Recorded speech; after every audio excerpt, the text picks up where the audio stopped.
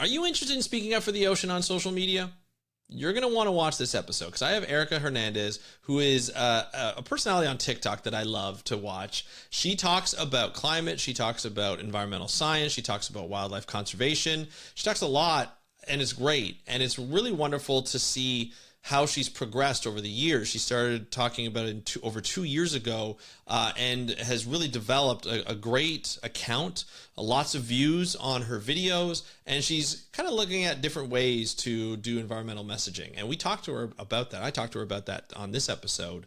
And I'm really excited to share that because I'm hoping that people who are maybe thinking about starting a channel or a profile or what have you, can take this and take some advice from Erica and myself on this because we had a great conversation, and to say, hey, you know what? I'm going to start one too. I'm going to start a profile, a TikTok account, an Instagram page, or start talking on YouTube or whatever that might be, podcast, and be able to check that out and see what can come out of that. See how your life changed with that. But we're going to talk about that on today's episode of the How to Protect the Ocean podcast.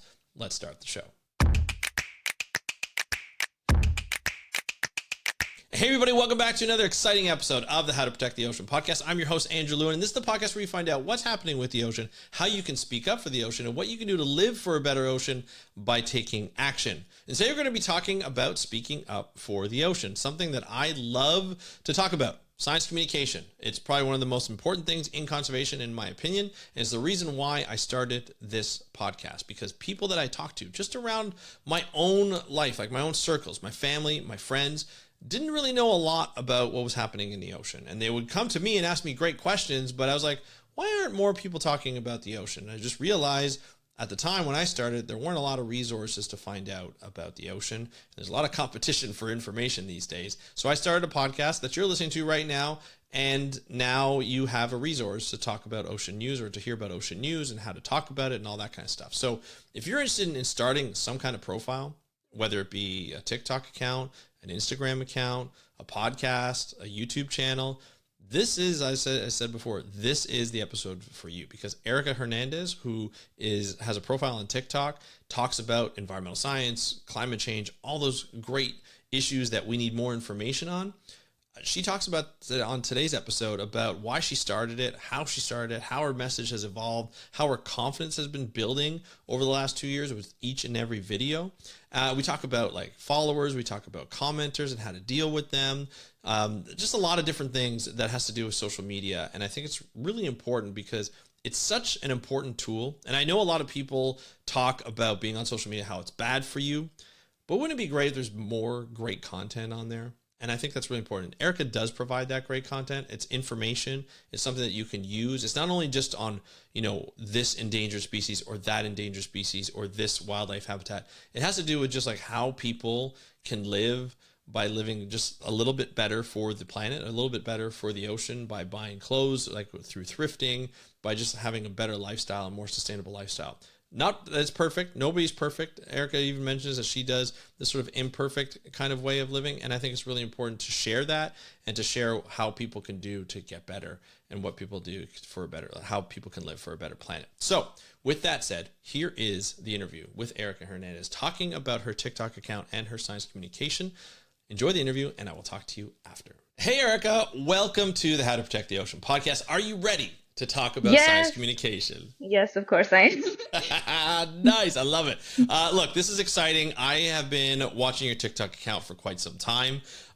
You are talking about climate change. You were talking about the environment, and it's a really interesting platform to be on because you can go like mega viral at times. Sometimes it's just, 10 views, a couple hundred views, but you're getting that constant connection with your audience. And that's what I really want to talk about today, answering questions from the audience and so forth, but really how you got to pick all that up and what your plans are in the future for this wonderful platform, as well as just science communication in general. So we're going to get into all that. But before we do, Erica, why don't you just let us know who you are and what you do?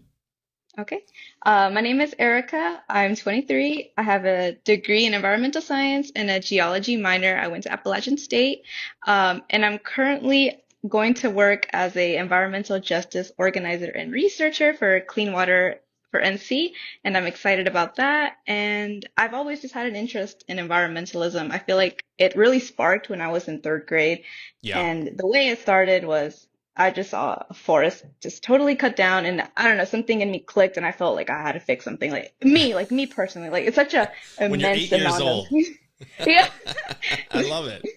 hmm So you had like, so did people come into your classroom? Like, did you have people like from an organization come into your classroom and talk about, different things you can take part of, or like plastic, or anything that had to do with the environment? Is that what you had? Or was this your teachers that were teaching you about this? Mm, I feel like for teachers, they started talking more about climate change probably in middle school, but Okay. I don't, what really got me into it was just seeing that forest, and I just wanted to do Mm, more with I was just thinking of like the wildlife conservation, like where did the animals go? How do they adapt to human activity and how it's progressing over yeah. time? And in high school when we were applying to colleges, I was gonna go undecided because I really didn't know what I wanted. But then I forgot, like I had that spark. I'm like, environmental science. I feel like that's what I wanted to do. That's really interesting. So you go back in memories, like, what do I really like? And then Yeah, what that's do what I you really remember. like? It just goes, They say, yeah. no, go ahead, go I'm ahead. sorry. Yeah, they say your inner child has all the answers you need. So I'm like, okay, my inner child wanted this, and I still want it now, and clearly I'm still into it. I love it. I love it. Now, so going to Appalachian State, you're kind of discovering environmental science, right? Because, you're going back and thinking like, what can I do? What were your ideas as you're going through college? Like maybe at the beginning compared to at the end of how your sort of image change of what you could do in conservation or wildlife biology or environmental science. hmm Well, like a lot of college students, when they first go in, they're kind of naive.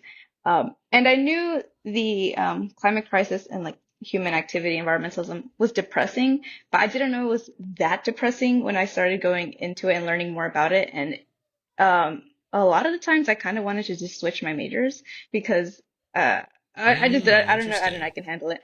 But I did always wanted to lean more towards wildlife conservation, and I'm still not where I want to do that at the moment, but hopefully in Hmm. the future.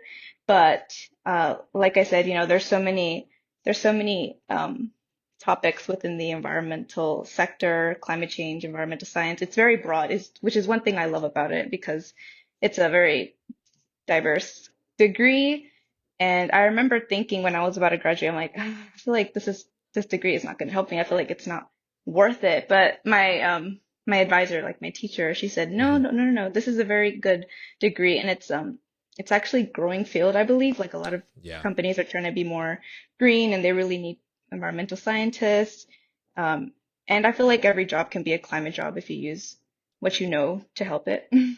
Well, I mean, as you and I know, climate change affects everything we do. And it doesn't matter hmm if you're a marine scientist, a wildlife biologist, an environmental scientist, or you own a business, you're impacted by climate change. Your business is impacted by climate change. hmm Supply chains are impacted. Everything is impacted. We can't get away from it. And I think a lot of people hmm try to deny it so they don't have to worry about it, out of sight, out of mind. But we know now it's definitely not out of sight, and it's on our minds quite a bit. It's interesting, how you're talking about how you thought you were going to switch out, or you thought about switching out, because a lot of the things are heavy, like a lot of the issues are heavy, and there's no real like switch to be like, if we just, flip this switch, we're going to be fine. It's a lot heavier. Do you remember some of some of the issues that really got you down in terms of what you were learning? Yes, I feel like for me, it's more endangered species. And I remember in Mm, one of my classes, you can't save all of them. And like essentially how biologists, I'm not sure who, but the way that they decide on which species deserves more protection is what they offer in a way. Like, mm-hmm. do you know what I mean? It's like, Yeah. okay, which one brings more money to us? Like I was like, when I heard about that, I'm like, that's kind of depressing because you really can't save all the species, and that's what I want to do. But obviously, you can't, but you can try. And I think another one, I feel like would be just displacement because not everyone can just pick up and leave Yeah. where is better. Some people are gonna suffer. And I remember watching this, they showed us a documentary, and I tried to look for it again on YouTube, but I couldn't find it. And it was titled The Island That Disappeared. And it was some natives from an island that essentially sea level rise just kept getting worse and worse. And they were basically not being heard. And Yeah. essentially, they just had to deal with the consequences. And I just found that depressing.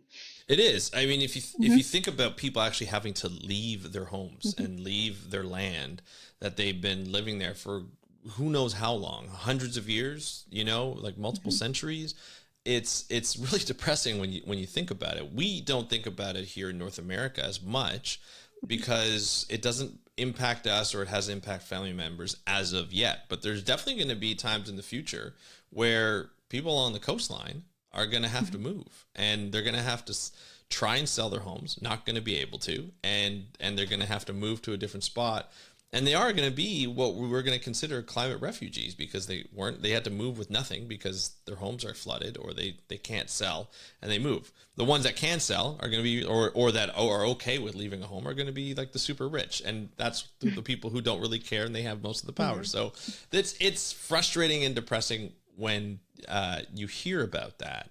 But what made you, like that's enough for a lot of people to turn off. Just like I know from my case with science communication, I started a YouTube channel when I was like maybe 24, 50, 14 years ago.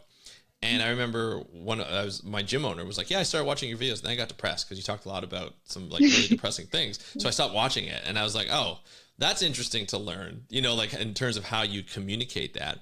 But what was it that really kept you in it? Because I can understand a lot of people leaving the field even while you're learning, because you're in college, you're like, I want to make sure that I'm going to be happy with my job. I don't want to have to watch all these species leave. What made you stay in that field?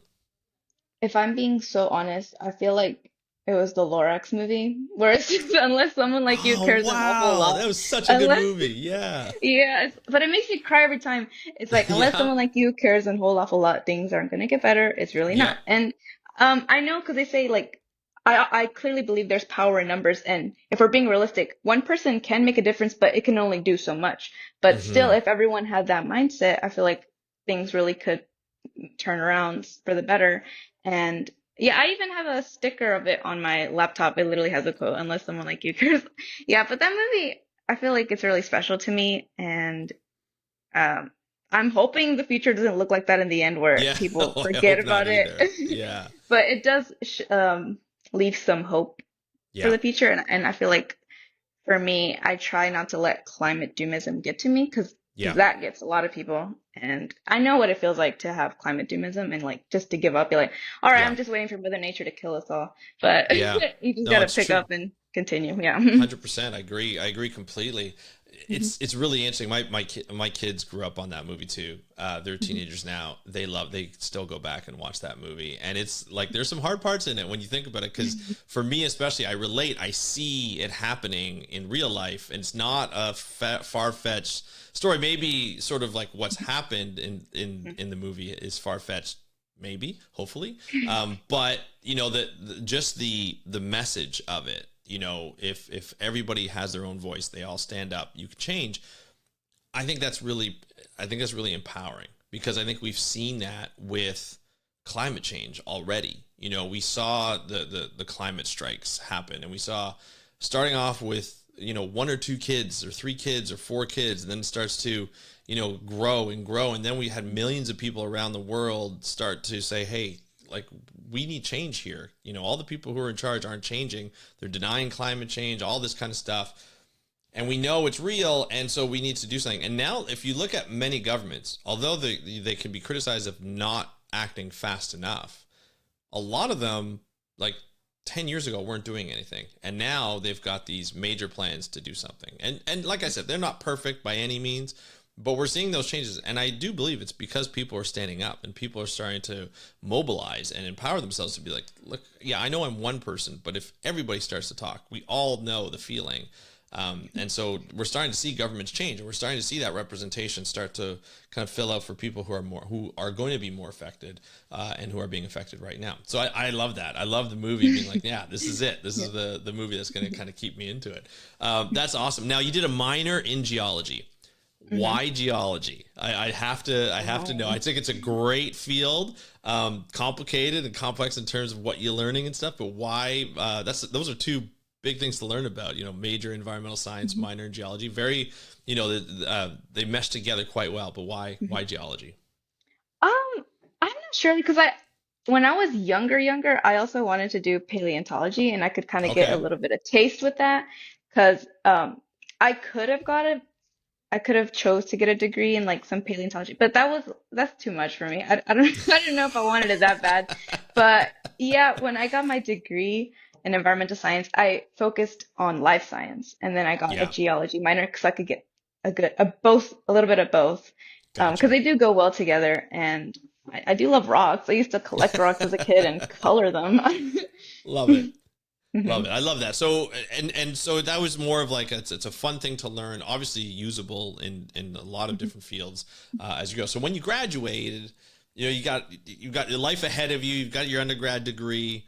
What were you thinking? Like, what kind of area did you want to go? Because even environmental science is still quite a broad field, like to learn Hmm. from. So what are you thinking? Um, well, I was applying to jobs and I did get job offers, but the thing was they were in cities a bit away and I Mm-hmm. kind of needed to save up money at the moment to get an Mm-hmm. apartment. Mm-hmm. So as soon as I graduated, I just was an environmental educator at a local camp and I did that for a Nice. few months and I loved it. And Nice. then I worked as a restoration technician and now here I am about to start my new job, my big girl job, my But I'll big tell girl you, like, job. like if you think about three very different jobs, if you think about like the Hmm. context, right? Um, Obviously, this one, the environmental justice one, is going to be new, so you haven't done that one yet. Out of the other two, which ones did you prefer or were most interested in? The environmental educator. Yeah, because I was working Yeah. with. How old were the kids that you were working with, or was it It adults as actually, well? yeah, it was because it was like during outdoor education season, so it was Okay. like 4 or 5 months, and essentially it was mainly elementary, middle school kids, but often on the weekends there would be conference groups that they would do their own Oh, little okay. thing. Yep. But sometimes like we would do like environmental lessons for them, and I loved like we talked about water ecology, forest ecology, the water cycle, things like that, and also like having fun, which I thought it was fun because I was still using it still kind of relate it did relate to what I studied. Yeah. And I during my undergrad I also had two internships. One was an outreach and it was mainly for like elementary school kids as well, and Right. then a research one, but the one I enjoyed most was the outreach internship because like a lot of people say, or the cliche saying, kids are the future. Like they if and what they know, they're gonna end up carrying Yep. on with them in the future years. And surprisingly, a lot of the kids do love learning about Yeah. the environment. Well, I mean, it Mhm. worked for you, right? It Yeah. worked for you. If you go back to grade three, you're like, yeah, that's Mhm. that's what I kind of wanted to do, and I agree. I think that's one of the most important things to do. I think as science communicators now as well is this. It's to the people. Whether it doesn't matter what age group at this point. Obviously, young kids are. It's like an investment, right? You're investing into the future of education, so they don't come up and just learn or listen to anything that's said that's wrong and then they believe that. You want them to understand science, you want them to understand nature and what it can do, the potential, but also the consequence that we can have if we start to disturb it too much like we're doing now. So it's always great to see that. One thing you Mhm. mentioned too about you had job offers that were away from where you lived. I think that's a really interesting point because I find I've had this a lot of times too. Growing up in Canada, there's a lot of jobs in the U.S. They offer you the job. You're like, okay, this is great. But then you're like, I'm far from home, and you got to look at lifestyle. You got to look at, what you want in terms of in the future, how you want to live your life. I think a lot of us, especially in marine biology, for me, you have to grow up along a coastline or you have to live along a Mhm. coastline. And for me, my family's in Ontario where we have freshwater coastlines, but not ocean coastlines. And I chose to stay here, even though it was going to be challenging for my position in the future. But like, this is what came out of it was this podcast. But a lot of the jobs, they wouldn't offer enough to live in that city. Like Mhm. it was, and it's like, how do you expect me to survive? Or I'm not sure if you came across this, but the jobs weren't full time. They were like, a few months here or a few months there, or maybe Mm-hmm. a year or a year and a half. And that's a very difficult thing when you start to look at trying to live somewhere or trying to build a life somewhere. I don't think some of these organizations think about that. And it's probably due to funding and how long the funding is. But I Mm-hmm. find that's a really difficult thing to process when you first start out. I'm curious to find to hear your opinion on that type of like Oh, building a oh yeah. lifestyle. I agree. And especially within like the environmental sector, a lot of jobs are seasonal or Mm-hmm. it's based on funding or they're really, really competitive because they're just really competitive to get into. And I feel like that's not talked about enough. And I was grateful enough to have job opportunities Of and course. eventually get a job.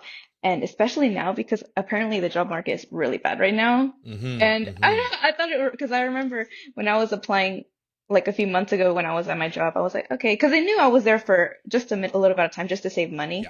Yep. And I was trying to apply and I kept getting interviews, but then they just ghosted me. I'm like, is it me? But then I'm like, no, it's a lot of people. And It's harsh out there being right now. it's It's harsh. harsh. Yeah, It's it's harsh. a hard one. Yeah.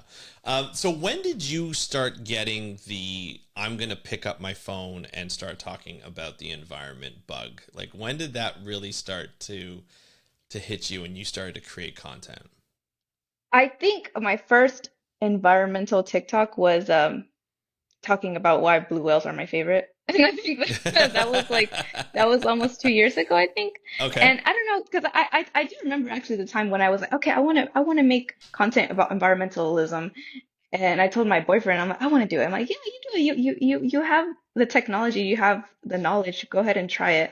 And I'm really glad I did because, like I said, I know my following is small, but I have like screenshots of every time someone messaged me on there saying, "Hey, thank you so much. I love your content. It gives me hope. Please don't stop posting. I hope one day you get like a million, like stuff like that." And it makes me feel good to post. Like for me, I love posting because I love it myself. But Yeah. if and other people loving it is just like a bonus. Yeah, for If it sure. means something to them. Well, look, I'm here. You're just shy about 4,000 followers on TikTok. But I'm looking at like your videos and like I've done stuff on TikTok, not nearly as good as your content in my opinion, but you have like quite a few views on these videos. Like you're averaging probably around like, 5 to 800 on average. And then every once in a while I see Yeah. like a 10,000 or, 1,000 or 5,000. I think your highest is I see one here for 74,000 views on Yeah. this one video. And this is weekly positive Oh yeah, climate my positive news. climate news. I love these. And you have another one where you have 200,000. I didn't even realize it was right beside it.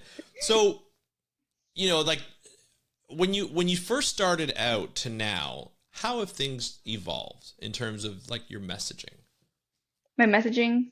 I think my first in terms of positive climate news, my first one posted, I put positive environmental news, and I probably should go back to that because some of the news I post on climate isn't really under the climate. It's a little more broad. Gotcha. Um, but because I know like the TikTok algorithm changes too, and that's not really on the creator's fault.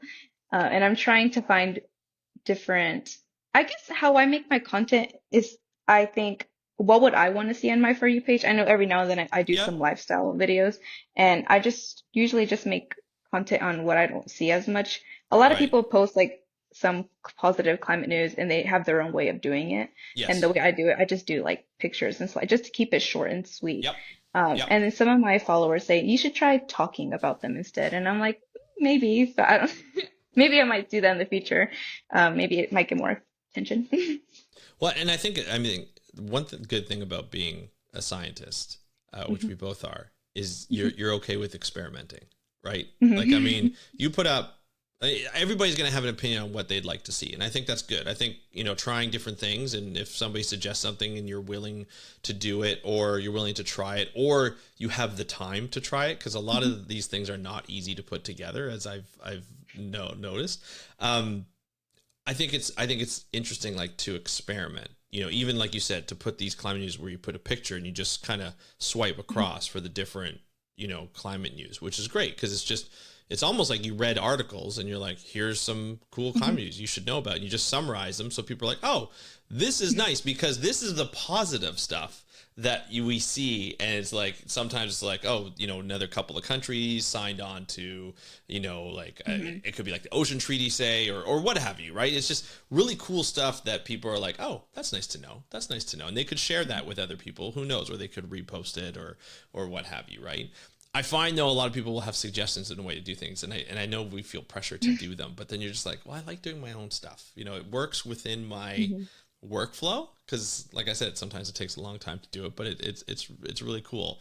And one thing I really noticed too is you put in sort of your life, like you kind of mentioned your lifestyle into here. Right. And one of your most recent videos is your thrift clothes. And My it's like thrifting. yeah, it's kind of cool. You have like a fun style to your clothes. I don't know anything about style, right? I'm a 46-year-old dad, but you show off you like, it's almost like a get ready with me, or like, hey, look what I got. And these are like nice looking clothes, and you're like, this was thrifted, this was thrifted, this was thrifted. Do you find This people shirt's thrifted. that shirt's thrifted? There you go. Now, do you find people get surprised at what you find in like through thrifting? Yeah, for sure. Sometimes I remember I got a comment. I posted like another type of thrifting video, and I was like, oh my gosh, you have such good luck.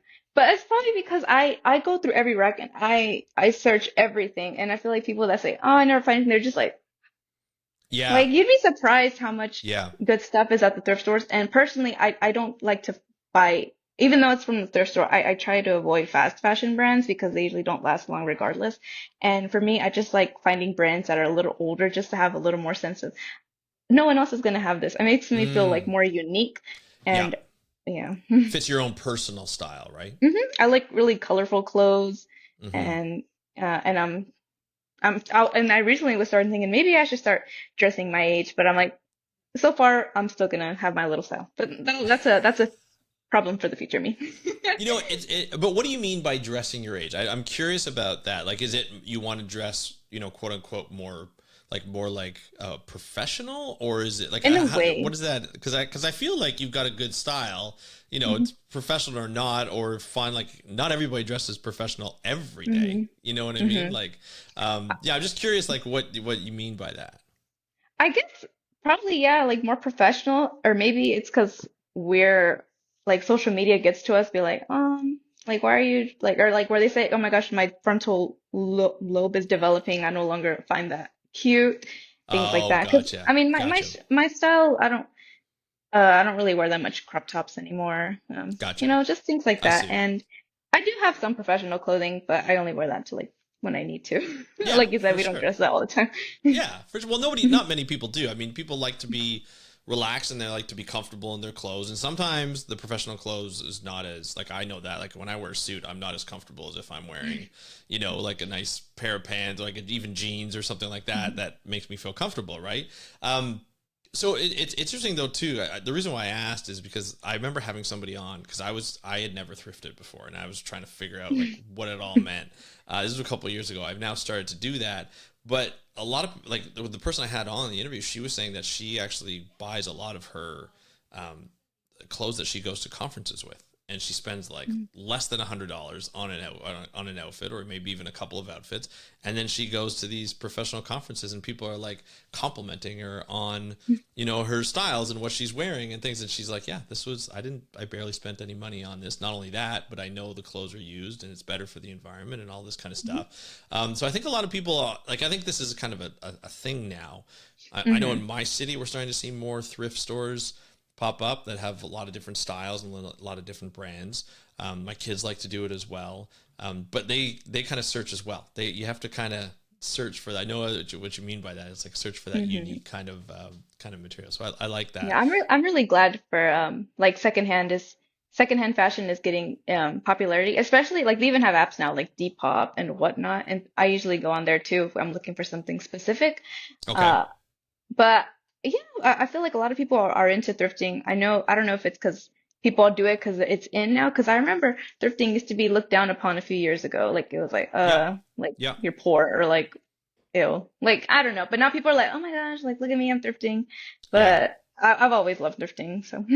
Yeah, and I think I used to see it because it used to be like, like a Value Village or a Goodwill that we have up here, where it was for people who couldn't afford clothes, so they went and they got used clothes, and you would donate your used clothes there. But now I see a lot more stores popping up, like saying, no, here we are. It's like a thrift store. It's like, this is come for these types of brands or what have you, and you see a lot more kids who are doing it and young adults who are doing it, and it feels like the fashion. Plus, like, things are expensive, so it makes sense to Yeah. to be able to buy something that's cheap but still quality made, which is nice to see.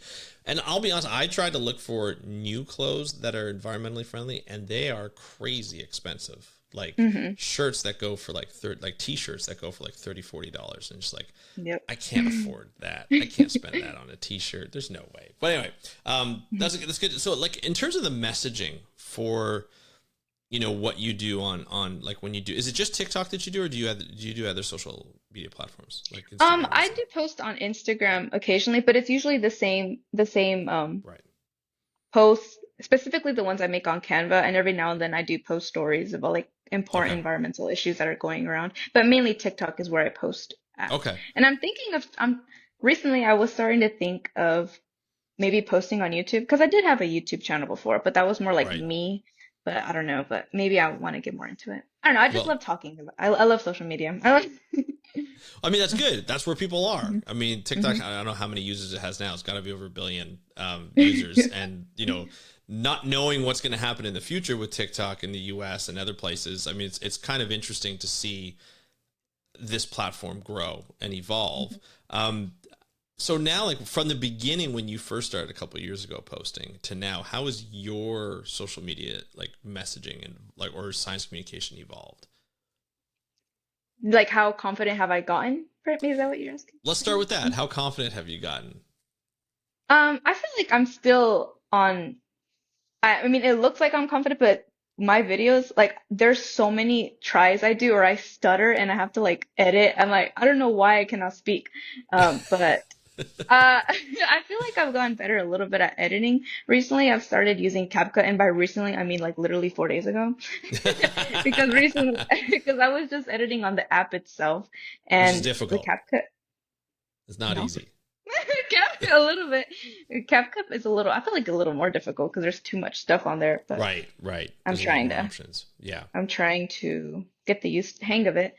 And the message, can you explain a little bit more? Maybe I'm not getting it. Like my messaging, how has it So I guess, evolved? well, the confidence is a thing too. Like, Hmm. like, I know for me, when I first started, I had huge imposter syndrome, right? So Hmm. when I first started and I would say stuff, I wouldn't even tell people that I published a podcast. I would just like do it and see who was listening and see how many. If I had a lot of people, I'd be like, ugh, I'm not sure. Cause like, when I started, even like I started with a website and a YouTube channel, and then I went to podcasting because it was easier for me. But when I first started, I was very worried about being called out, and like, scientists weren't talking about the work that they were doing because there was no incentive to do so, and there's almost a disincentive because people would take what you had and they would cut it to what they wanted to. So if you talked about climate change, people would like it, or you did an interview about climate change, people would mess up the journalists, if you call them that, some of them, they would mess up your words, they would manipulate your words. So a lot of scientists didn't have trust in talking to mainstream media. And so when I first started the podcast, the whole point was not to cut anything out, not to edit it, not to manipulate it, so that people would feel comfortable and to get like cool stories out. But I was so worried that scientists would be like, what are you doing? Like, you're not supposed to be doing this. Like, people are going to attack you all the time. And I realized after a while that people weren't attacking me, and other scientists supported me so much that they would come on, and then like, we're having so much fun, you should talk to this person, then you should talk to this person, then this person is doing it cool. And then I just started to get more and more people coming to chat. And I think through getting that acceptance and comments back being like, hey, like, you changed my life, or I'm really glad, I never had this, I never knew about this before. And that kind of built my confidence now, where it's like, I feel guilty if I don't post an episode, because I'm like, that person who could learn about this, or I'll read an article, I'm like, oh, that's not that important. Then I'm like, no, it probably is probably important for somebody.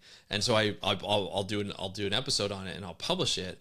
And then somebody responds like, I'm so glad you did that episode. I'm like, oh, I knew it. I knew someone's, but sometimes you're into it so much that you're like, oh, I've seen that so many times. Like, people don't want to talk about that. Then I'm like, once I publish it, people are like, I didn't know about this. And you're like, oh my God, okay, so it's still worth it. So that my confidence kind of like in the material and what to publish has changed from being like feeling like I'm an imposter in this field and not knowing what I'm talking about to trying to serve somebody by providing information for that person.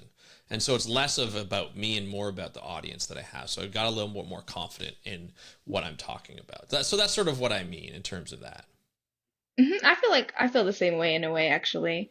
I think I posted a TikTok about vultures a few days ago, and then Yep. someone commented today recently, "Oh my God, where does those balloons come from?" That's the video that happens all the time. I had Oh, to turn mine off. It's all good. It's all I tell good. you what, I was like, where do those balloons come from? Yeah. So if you Uh, do like if you move your hand and like it looks like a celebration, balloons and celebrations come on. If you okay, do like a heart shape, like a heart shape will come out. It's so don't worry about it. You're all good. okay, that's yeah. Essentially, they just said, "Oh my gosh, I didn't know about this. Thank you. I learned so much from you."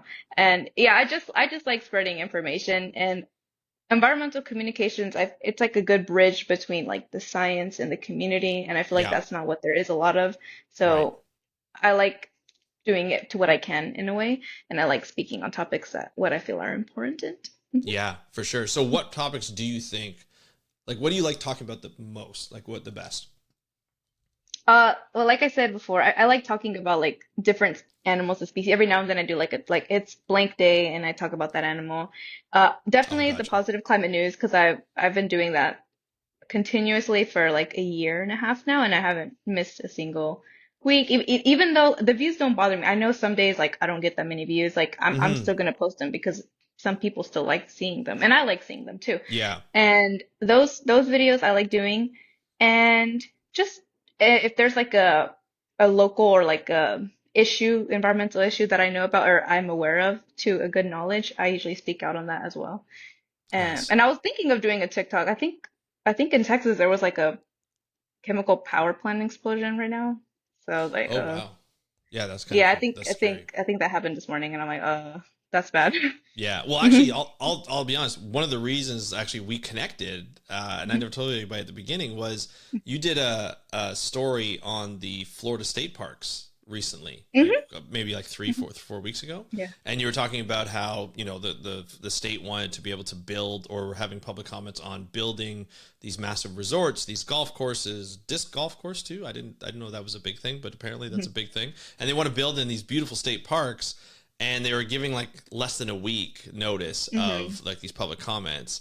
You told me you kind of let me know of that story through your content, and I was like, I gotta do an episode on this. And I mentioned you in Oh, the episode, and that's when yeah. I reached out, like, hey, just to let you know, I Hmm. mentioned you in this episode because this is important. And so I feel like that's the cool thing. I also feel too, and I don't know if you ever noticed this, but like when we get on social media, and I don't know if it's just because so many people talk about it, and like there are a lot of celebrities out there that have like millions of followers, they get so many views, and even like the quote unquote TikTokers that are like huge. It's their Yeah. brand, right? They're the influencers of the world, and they get millions and millions of views. And then I look at mine, and I'm like, I got like only 100 views on this or 300 views on this. I'm like, Hmm. then I think to myself, that's like 300 people. Like if you Hmm. could fill a lecture hall with 300 people and it'll look busy, and you're just like, imagine if I had to speak in front of 300 people, for like 2 minutes of like an episode that I would do on TikTok, or even like 10, 20 minutes of an episode that I would do on the podcast. I was like, that's a lot of people to Hmm. connect with. And you never know who you're connecting with, right? It could Nope. be a decision maker. It could be the kid of a politician, who's like, hey, mom or dad, like you need to see this because this is important. And you may change somebody. You never know who's out there watching your content. And so I think that's quite interesting when it comes out. Do you ever get that feeling though? Because you get you get a solid amount of views. Do you ever feel like sometimes you're like, oh, I wish that did better, but actually it hit a lot of people. Like it got to a lot of Hmm. people. Yeah, I do. Like perspective is everything. Mm-hmm. And even likes, like let's say you get like 30 likes, like if 30 people went up to you and complimented on what you did, I'd feel like very happy. I'd be like, oh my gosh, thank you so much. But yeah, I do feel that way. And also like some of my mutuals, like you and other people, like they're within the environmental sector field, and like I've Mm-hmm. connected like even like I've connected with people that um, advocate for animal rights, like they're Mm-hmm. vegans, or Mm-hmm. some of them work in like city planning, things Mm-hmm. like that. And yeah, it's crazy like who people like who sees you. And even if they don't directly interact or well they do interact, but let's say they repost it. Like a lot of people do repost my stuff and Yeah. it gets shown to other people. Yep. I've reposted And your stuff quite a few times. So this is all good. Like this is great. Like it's interesting to see what you've done on here and what you're sort of able to do. Um, do you have like specific types? Like you talked about your weekly positive climate news, and that's cool. And that comes out like, is it once a week or a couple times a week? How many times do you do Yeah, that? every Monday. Every I'm probably Monday. gonna post it later today. Yeah. Okay, every Monday, yeah, because it's Monday today. Okay, cool. So you do that every Monday. Do you have other types of like? Do you say okay Mondays for this? One, I guess the first question: do you post every day? I'm trying to. I think I have so far, but every now and then I have like a little streak and then I don't post for like 1 or 2 days and then I post again. Yeah, But I that's one of my goals. Like I'm trying to be more consistent with posting right, because that right, essentially is better for your performance because they get right. circulated more. Still a lot of And work. also, Still a yeah, lot of it's a lot work. of work. But usually what I do is I like bulk create. Like one day I Yeah, like make the same. I make videos of myself and sometimes I like change. So, I do the illusion. same thing. Sometimes I've I done change that. my shirt, but it's the same day to make you think that it's another day. I do the same thing. Yeah, I do that. Yeah. And pattern wise, I know like I'm trying to have more like a schedule, but I know Mondays are weekly positive climate news. And essentially I just look at my feed and I try to have a weekly positive news, every now and then a Canva post, which is like something, it doesn't matter what topic it is, but it's just something I made on Canva. Okay. Every other now and then maybe like a video to show about me and yeah, some more. So you have kind of like Mhm. pillars. So you have like the ocean Yeah. positive news, like a lifestyle thing, something that you make on like something that you try and experiment on Canva. Usually they have, and what you mean by that, like they have templates and you just kind of pick a template and then use it and then kind of fit it to the content that you want to put in. Is that what you do? Yes. Okay, cool. So Mhm. that's kind of cool. So you have those types of pillars. I think that's great. I mean, even posting a couple of times a year, I'm like, is pretty cool if you think about it. Because I'm like, wow, this is pretty cool. Um, but so looking into the future now, um, what do you want to accomplish with What do I want to accomplish? yeah with just science communication in general? Like are you gonna just stay on TikTok mostly and build that platform out? Are you going to like you mentioned a little bit of like maybe going back to YouTube? Like what's your plan? I do want to stick mainly to TikTok. I know they were saying like it might get banned and this, and that's part of the reason why some videos aren't performing as well as they used to. Mm-hmm. But I do want to stay on TikTok, maybe more on YouTube, but Yeah. essentially I want to get more comfortable using the features that TikTok has. Like I know Mm-hmm. TikTok Live. I've been on it for a few times, but I only am on it for like 3 minutes or less because I get scared for some reason. Uh, so Is it I'm trying because to like you're like worried about running out of content? Is that what you're worried about? running out That's of what I worry content. about. Sometimes I do think about that, but especially like because I know I have a little bit of free time because I haven't started working my full-time job yet Yeah. because I've had like a Yeah. 2 week gap just to enjoy. But I'm trying to like get as much done as possible, Of but course. it is kind of hard to do like social media while doing other stuff, and 100%. that's why like it's a skill to have like time management and like having all that. So props to us because we do we do Absolutely. that. It's Yeah, difficult. It's props to not us. like it takes I think a lot of people they don't realize how much time it takes to be able to get these videos up and to edit them and whatever software you're using to edit. Like it takes a long time and to put it up there and make sure you do a job that you think is like a good job, right? That's good enough like to put out for you. It does take a long time to do. So doing it with the job would be good. Now, is your job aware that you have like a TikTok account that gets some pretty good views? And do you think you'd feel comfortable in talking about some of the work you do to make people more aware of the organization and of the work that they're doing? For sure, yeah. And I did tell them about that I do post Yeah. on social media as like a little hobby for environmentalism. And they know my account, so they're not stalking me, but like they know. And and I'm pretty sure they're gonna know that I'm gonna talk about like what I do and to Yeah. gain more insight because I'm Yeah. gonna have to be doing research in like environmental justice communities within the state. And a lot of it has to do with like hog operations and how it affects some water qualities or Ah, streams nearby. And gotcha. yeah, I'd probably talk more about that as well. Yeah, that'll be cool. I Mhm, think it's great. I think more organizations that have their, I mean, they should show off their staff, in my opinion, because I mhm, love the people that work within the environmental field, and I find some organizations do it really, really well, and other organizations are so tight knit that they don't want to let any information because they want to control everything. But I like the fact that mhm, they let people talk, and let their staff talk because that's why you hire them. You hire them for their expertise, and so you let them mhm, talk on their expertise. So I love that. One question I haven't asked, and I've wanted to ask this for a while. You post a lot, you get a lot of views, you're going to get comments. Do you find most of your, and some people are always worried about comments, right? mhm. Like it could be really, really great, and you've started to mention some of them, but some of them can be like, especially when you deal with climate, a lot of times you get some whether they're real people or not, who knows, but you get some pretty harsh comments. How do you approach comments? How do I approach them? I usually just delete them because I don't Okay. respond to them. Yeah, sometimes I think one time I do, but essentially how I see it, I'm like, wait a minute, this is my page, get out of here. So I just delete them. But Okay. I don't really get that many like negative comments. Oh, I would good. say I got them more when my weekly positive climate news were getting more traction. Like people uh would be like, they would say stuff like, well, what's the point? We're already dead, or mm, this isn't really good climate. Like I don't know, something like that. yeah. Or I think I made a video maybe like last year talking about like, oh, did you know if we killed animals, well, if we killed humans the same rate we killed animals, we'd be extinct in like 2 weeks, 14 days. And because I was talking about like how you can reduce your impact. Because I'm not a vegan, but I do my best to like, Yep. because I don't eat pork, I don't eat seafood. I mainly just eat chicken. Hmm. And and yeah, people were just saying like, oh, I'm gonna eat like two burgers to like to the vegans think I'm like, just to cancel like stuff like that, just trolls. I'm like, ah, Yeah. I Yeah. don't know, It's just they're people trying to annoying. cause stuff, right? The trolls. I Hmm. mean, we've all seen it. I find every time I post anything on climate, I get somebody that's just like, Hmm. you should watch this YouTube video because this YouTube video sells everything. And I always laugh. I respond, I'm like, oh, thank you for sharing this YouTube video.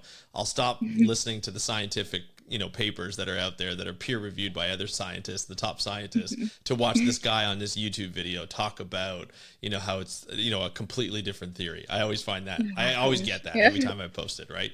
Hmm.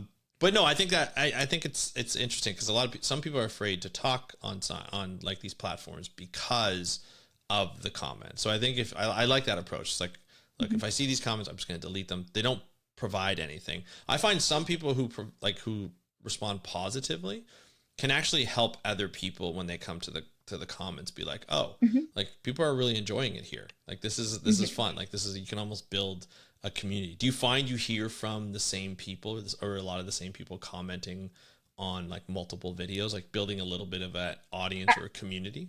Yeah, I do. I do feel like I have a good little community, and I do the same thing to their videos. Like we both Yep. do good interactions. And yeah, like I said, that's like the thing I love about social media. Like you never know who's watching, and some people have the same interests, connect with you, or they want to learn more about XYZ in the environmental sector. And I just feel like it's really heartwarming. That's like the thing I love Yeah, about social media. And I know it can be like social media can have its downsides, especially within for the sure. climate field. Yep. Because I know I would see these like videos that would trend, and it was just like all like negative, like a video of the polar bear starving on ice, thin Hmm. ice, litter. Like I know what they were trying to do, like to raise awareness, but that's not a good approach to do it Yeah. because like a lot of people just see it and they're like, I oh, don't we're want to see already that. dead. Like they scroll, Yeah. but I feel like it should be a little bit of a good mix. Like that's why I do some environmental awareness and I do positive climate news because I feel like hope is like the biggest thing you can have right Yes. now. Yep. Um, like cautious climate optimism is like huge for me because I know because there's toxic positivity. It's not like, oh yeah, we're good, whatever. Like Right. you should still be aware of like what's going on, but still talk about like what's good because often like the news they hardly ever say anything about like what's good, so I have to like actually look for it. It's always like this explosion happened, this this much deforestation has like it's Yeah. always just they're just it's all negative, negative, negative, and I'm like, Yep. ugh. They love it because it's easy to click on, right? Like it's Yeah. like, look at this forest. It used to look like this. Now look what it. You click on here and find out what it looks like, and people love to hear that. I find too, one of the things that I've discovered recently, and it's interviewing a few people. There are major projects out there that talk about, like, say, the blue economy or blue carbon or climate. Like you see, like the Paris Accord and everything like that, but you never hear about the projects that are actually happening from that. They never talk about some of the things. And so some of the interviews I've been doing, I've been digging deep into, like, tell me a project that's come out of this agreement. And like, let's talk about those. And they're so cool. Like they're when you listen to it, you're like, I get excited. I'm just like, this is a cool thing. Why don't you talk about this? Why isn't this like front page on your website to say, look at this great thing? Like, there was a community, a fishing community in the Philippines where I was talking to the person that's from Rare. It's in the interview that we did a couple of weeks ago, and they talked about how they have this marine protected area that everybody it's managed by the government, but it's co-managed by the fishing village, and they have so they've been all contributing to this savings account. So like the whole village has this savings account in case there's like a typhoon or cyclone that comes through and it destroys the MPA. So they can't fish in the MPA because they want to get back, but they need money. So what they do is when they get that, they allow the MPA to recover and they dip into the savings, and they still have money to feed their families, to send their kids to school, all that kind of stuff. So by the time that the MPA is back and ready to go and they can start fishing again, they don't have to take from their savings account, but they have this savings account. I'm like, that's a cool thing. That's a good adaptation. That's good prep. And everybody I've told that story to is like, that's amazing. Like, that's so cool. Like, why don't we hear about this kind of stuff? And you're like, because they don't get out. Because it's almost like too good of news, So that's what I love about, sharing news that you share, like the weekly positive climate change news. I think that's cool because it makes me happy when I see that, because I'm like, oh, I didn't even know about this. Then I'll go searching. I'll be like, where did she find that? But finding those takes a long time, right? Like you said, you have to go digging a couple of times. So like, how long would you spend? Like, so you're going to do one today, say, how long would you spend looking for those types of stories? So the way I do it, I always do them Sunday mornings. Okay. And then on Monday, I look for the images that it usually came from that are similar, and save them, and then I post them. And I say sometimes it ranges between maybe like 25, 30 minutes. I'm better at it Yeah. now, Yeah. but yeah, I usually try to do it in the morning of Sunday just so it's not too much of a hassle the Yeah. day of. Well, and especially now that you're going to be working, it's going to be like Sundays are going to be the day Yes. to do it. Right on. Erica, last question for you. What would, if somebody's listening to this and they've wanted to start something where they start talking about something that's important to them, from a conservation standpoint, what would be the first recommendations that you would say, like the first steps that you would say that they should take when they consider starting to speak up for, say, the ocean or for just nature in general? I would tell them, like, if they're nervous, just go ahead and do it because time will pass anyway. And if it's something that matters to you, I feel like it's probably going to matter to somebody else. You never know who also is thinking of that. And, just make sure you are getting the facts straight, because some people, they don't mean to, but sometimes they do send like a little bit of Mm-hmm. misinformation. Um, Mm-hmm. and sometimes they're light, but still some Yep. people can call you out on that.